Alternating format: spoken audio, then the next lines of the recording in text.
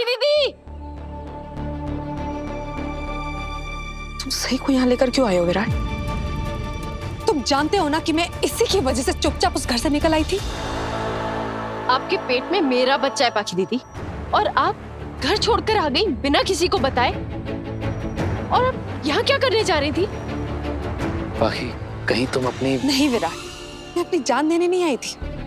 हालांकि सही के टॉर्चर करने की वजह से मेरे मन में ये ख्याल बहुत बार आते हैं, लेकिन मैं इतनी भी गैर जिम्मेदार नहीं हूँ कि मैं तुम्हारा बच्चा अपनी कोख में लेके कोई गलत कदम उठाऊंगी। तब मैं कोई भी फैसला लेने से पहले इस बच्चे को ध्यान में रख के लेती हूँ।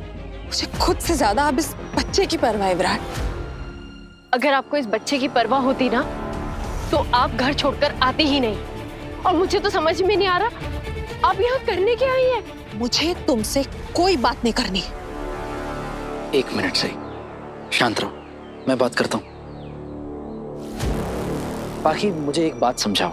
मैंने तुम्हें तुम्हारे कमरे तक छोड़ा, उस वक्त तुम्हारी बातें सुनकर मुझे ये जरूर समझ में आ गया कि उस कागज पर लिख कर देने वाली बात से तुम हर्ट जरूर थी, लेकिन तुम्हारी बातों से ऐसा बिल्कुल भी नहीं लग रहा था कि तुम घर छोड़कर आ जाओगी। ऐसा तो क्या हो गया अचानक कि तुम यहाँ पर आ गई? और ये सब मेरा इतना बड़ा कदम उठाने के पीछे और क्या वजह हो सकती है विराट? सही, इसी की वजह से मुझे ये सब करना पड़ा। लेकिन पाखी, तुम शांत हो गई थी ना, तो फिर ये सब क्यों? तुम्हारे हर एक सवाल का जवाब, मेरी हर एक तकलीफ की वजह एक ही है विराट, सही। इतना सब कुछ होने के बावजूद भी इसने अपनी जिद नहीं छोड़ी। जब मैं किचन में पानी लेने गई थी ना, तब मैंने इसे अश्विनी मामी से बात करते सुना। मुझे पाखी दीदी से इस पेपर पे साइन करवा ही लेना चाहिए ना। सही, मेरी बात मानोगी? कुछ महीनों की तो बात है ना, उसके बाद में बच्चा जन्म लेगा, वो तुम्हारी गोदी में खेलने वाला है, कहाँ जाएगा? सही, मेरे मना करने के बावजूद तुमने आई से ये सब कहा। आप भी तो मेरे मना करने के बावजूद काफी सारी चीजें करते हैं। शायद यह आदत आप ही में से आई होगी। और आप मुझे अच्छी तरह से जानते हैं ना, मैं एक बार जो बात ठान लेती हूँ वो करके रहती हूँ। लेकिन इस बार तुम्हारी मनमानी नहीं चलेगी। सही, मेरी बात बाद में करेंगे, अभी आपकी बात करते हैं। पाखी, तुम अपने आई के घर जा सकती थी, किसी रिश्तेदार के घर जा सकती थी। यहाँ क्यों? पहले बाल मंदिर और फिर इस चोटी पर। मुझे समझ नहीं आ रहा था कि मैं कहाँ जाऊं। और मैंने तुम लोगों से भी कहा था कि मुझे सम्राट की बहुत याद आ रही है, और आजकल जो सवा निवास में हो रहा है वो सब मैं अपनी आई को बता के उन्हें और परेशान नहीं करना चाहती थी। तब मैंने तय किया कि जहां सम्राट रहा करता था मैं भी वहीं जाऊंगी, तो सम्राट को अपने करीब महसूस करूंगी। जैसा वो उन बच्चों का ख्याल रखता था, मैं भी उन बच्चों का ख्याल रख के उसके मकसद को आगे लेकर जाऊंगी। बच्चों के साथ वक्त बिताऊंगी तो मेरे मन में शांति बनी रहेगी, और इस वक्त मुझे शांति की बहुत ज्यादा जरूरत है। और सम्राट ने मुझे इस चोटी के बारे में बताया था। वो यहाँ आकर घंटों बैठा करते थे, इसलिए मैं भी यहाँ आई, सम्राट की मौजूदगी महसूस कर।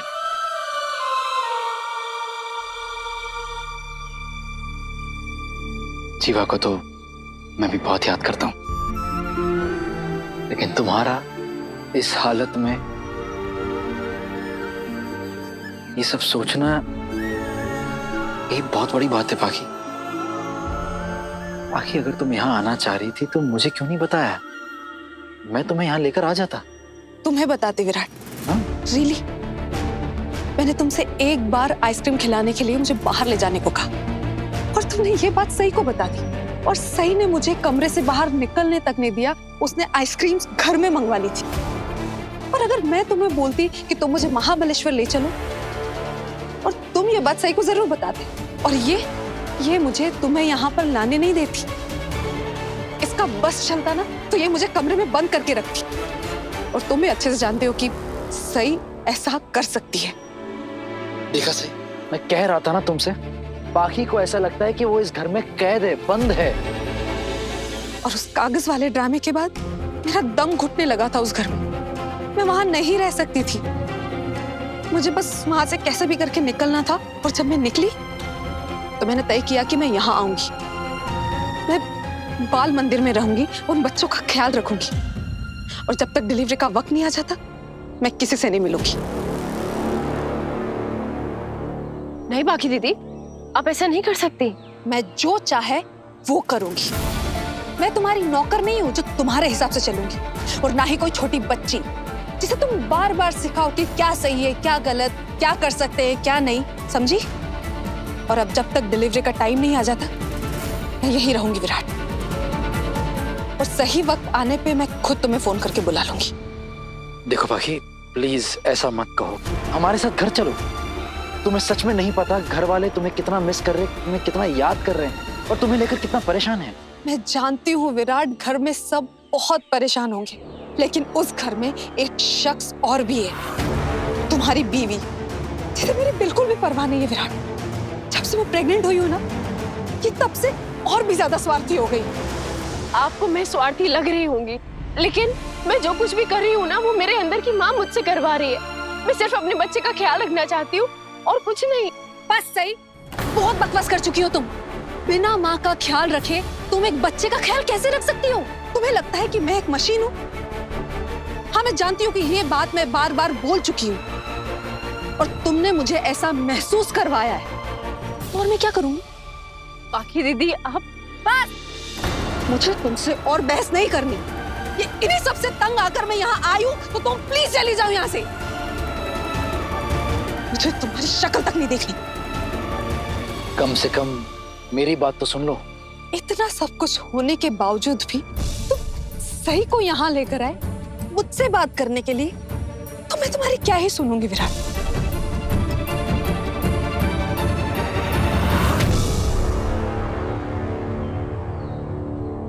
मैं घर पे सबको कह के आई हूँ कि मैं अपने बच्चे को वापस लेकर आऊंगी, और जब मैंने कह दिया है तो घर वापस तो मैं लाऊंगी। और आपको घर वापस चलना होगा, और सिर्फ चलना नहीं होगा, आपको मुझसे वादा करना होगा कि अब दोबारा बिना बताए ऐसे घर छोड़कर नहीं जाएंगी। कम से कम तब तक तो नहीं जब तक मेरे बच्चे को जन्म नहीं दे देती। मैं बार बार कह रही हूँ कि मैं तुमसे तंग आकर यहाँ आई हूँ और अब मैं वापस नहीं जाऊंगी, लेकिन तुम्हें तो कोई फर्क ही नहीं पड़ता ना। तुम अभी भी मुझसे वादा मांग रही हो कि मैं दोबारा ऐसा नहीं करूंगी जब तक मैं तुम्हारे बच्चे को इस दुनिया में ना ले आऊं। आपको घर वापस ले जाने के लिए मुझे कुछ भी करना पड़े, मैं वो करने के लिए तैयार हूं। रियली? कुछ भी? हाँ, कुछ भी। ठीक है, तो मेरी दो शर्तें। एक ये कि तुम बार बार वो कागज वाली बात का जिक्र करके मुझे जलील नहीं करोगी।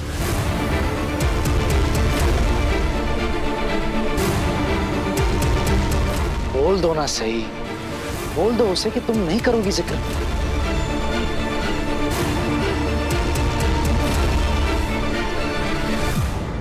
मैं कागज पे साइन करने की बात दोबारा नहीं करूंगी, ठीक है? चलिए, घर चलिए। इतनी जल्दी क्या है तुम्हें? मैंने दो शर्तें कहा था, एक नहीं। और दूसरी ये कि तुम मेरी प्रेगनेंसी में अपनी टांग अड़ाना बंद कर दोगी। आपकी कोख में मेरा बच्चा पल रहा है, उसका ख्याल रखना मेरा फर्ज है। मैं आपकी ये शर्त नहीं मान सकती। इस बच्चे के दो पेरेंट्स हैं सही, एक तुम और एक विराट, और मैंने सोचा है कि मैं उसी एक पेरेंट से बात करूंगी जो समझदार है, ना कि उससे जो दिमाग से थोड़ी हिली हुई। मैं किसी भी तरह से मेरी प्रेगनेंसी में तुम्हारी दखलंदाजी नहीं चाहती। विराट है मेरा यहाँ ख्याल रखने के लिए, तो तुम्हारी कोई जरूरत नहीं है मुझे। बोलो, शर्त मंजूर है?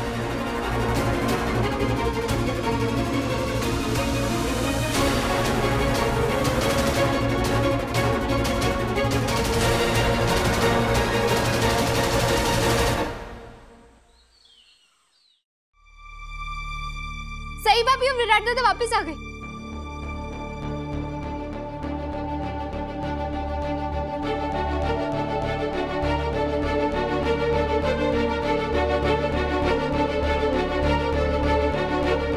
विराट, तू एकटा चालास?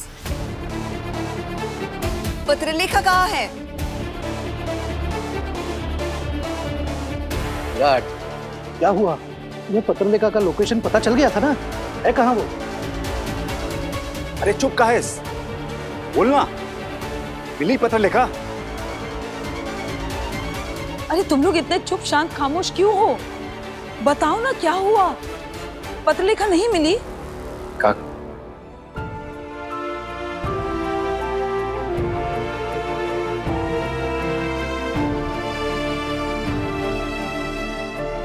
पत्रलेखा?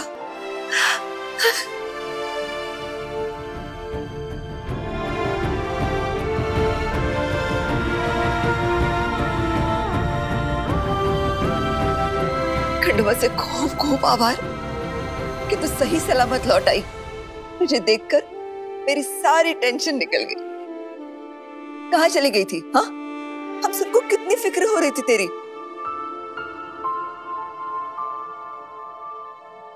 कशी आहेस बाळा?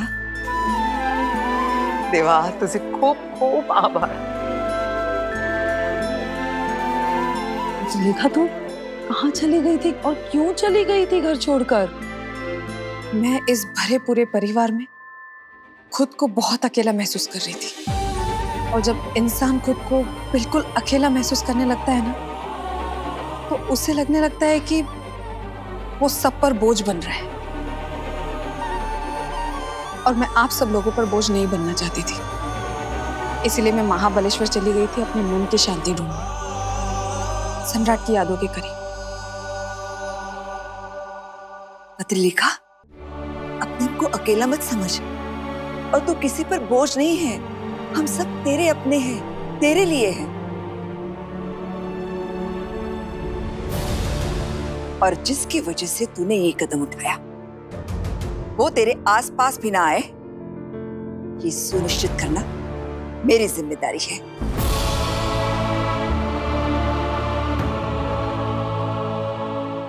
कमाल है काकू, मैंने आपसे वादा किया था कि मैं पाखी दीदी को वापस ले आऊंगी और मैं उन्हें वापस ले भी आई। फिर भी आप मुझे डांट रही। और वो जो इस घर से बिना किसी को कुछ बताए चुपचाप घर छोड़ के चली गई थी, उनसे कुछ नहीं बोल रही हैं आप, बल्कि उनका आदर सत्कार हो रहा है। ठीक ही तो कह रही है सही। सही ने कहा था ना कि वो पत्रलेखा को वापस लेकर आएगी, और ये लेकर आई भी। देखिए, मैं आप सबको ये बात बता दूं कि मैं सही की वजह से इस घर में वापस नहीं आई। मैं विराट की वजह से वापस आई।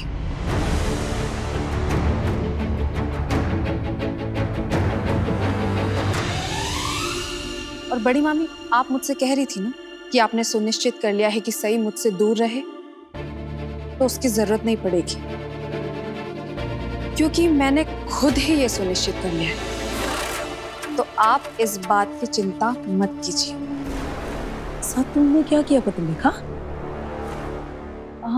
कहीं तुमने इससे वादा वचन प्रॉमिस तो नहीं लिया कि जब तक तुम्हारा बच्चा पैदा नहीं होता तब तक सही का चौहान निवासी टाटा बाय बाय? क्या बोल रही हो सोनाली? पत्रलेखा, तुम लोगों ने क्या तय किया है? क्योंकि सही बच्चे से दूर रहेगी, ये मानना मुमकिन नहीं है।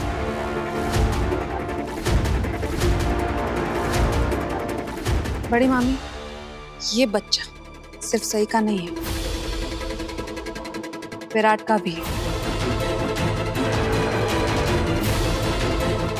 इसीलिए आज से क्या, अभी से सही की जगह विराट मेरी देखभाल करेगा।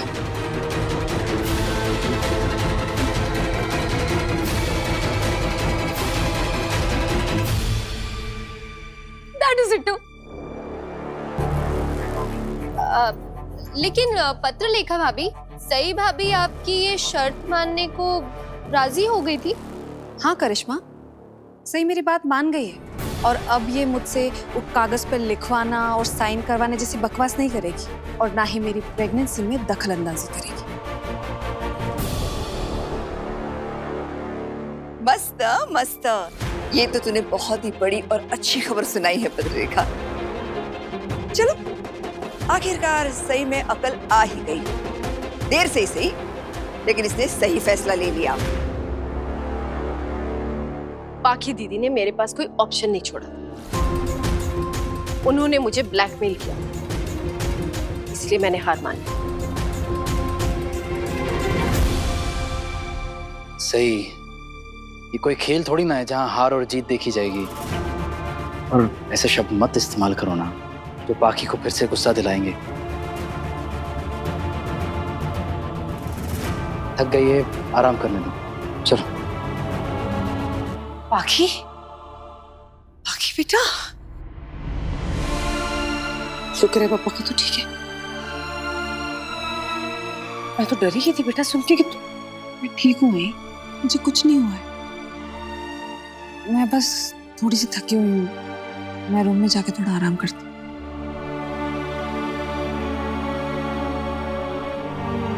विराट, क्या तुम मुझे मेरे कमरे तक छोड़कर आ जाओगे प्लीज? आ जाओ।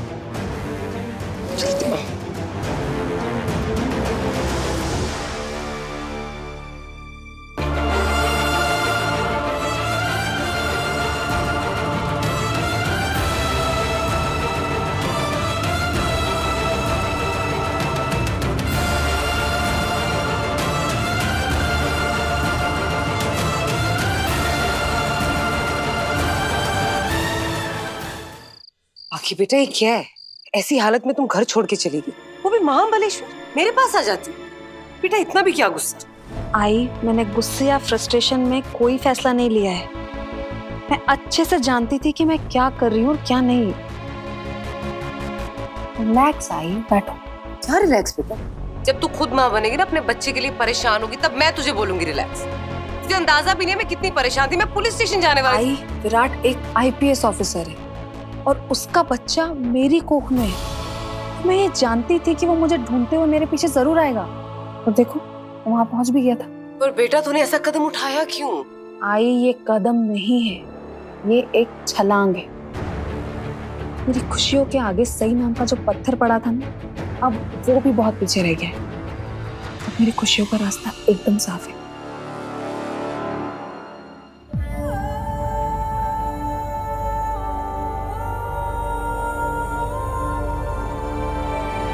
एक बात समझ में नहीं आ रही है सर, तुमने पत्र लिखा कि दूसरी शर्त के लिए हामी क्यों भरी?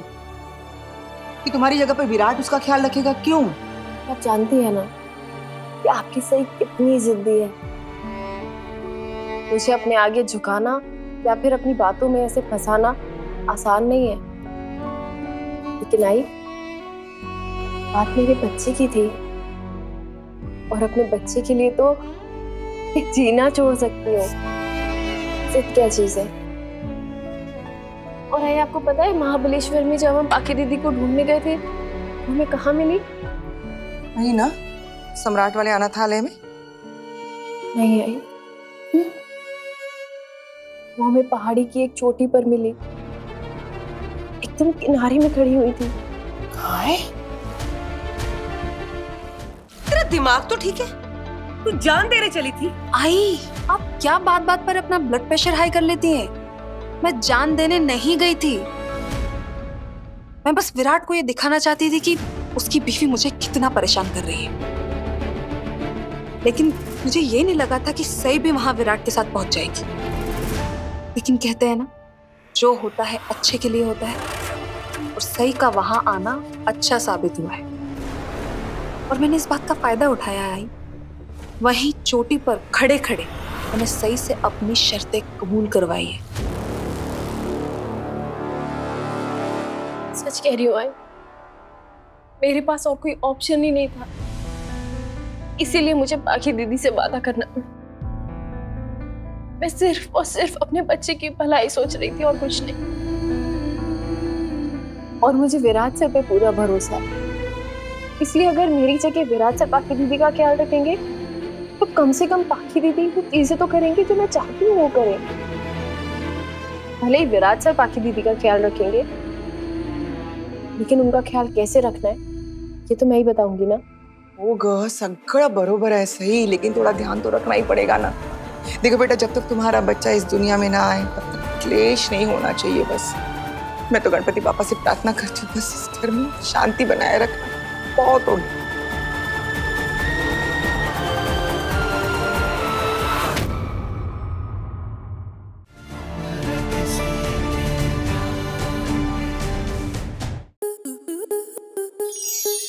enjoy more such amazing videos, subscribe to our YouTube channel.